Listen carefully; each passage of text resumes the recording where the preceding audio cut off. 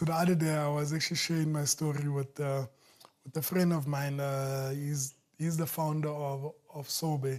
Yeah. And I was sharing my story with him, and he couldn't believe it because he was so in shock, because he was like, how are you able to do this? Because he, in his words, he said, you know what, I actually come from a background where my dad actually gave me the opportunity to want to do things, you understand? Yeah.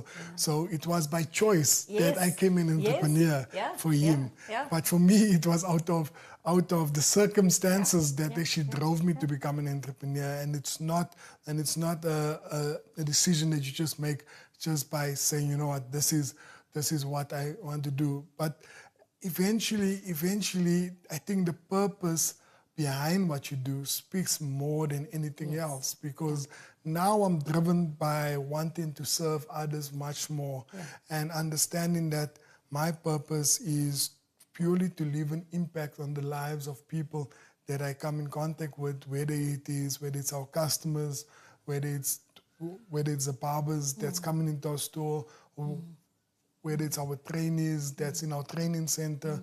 Just the other day, I went to the training center just to share with you, and boys and girls that's in the training center, that's from our communities, that actually said, you know what, I want to become a barber. And and now, Naomi, you can think about it, for girls to make that decision, it's very tough, because now you can understand the current circumstances that we find ourselves in.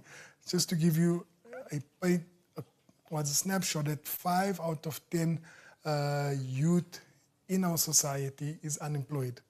Whether you have a degree, whether you just have matric, it does not matter. It does not matter.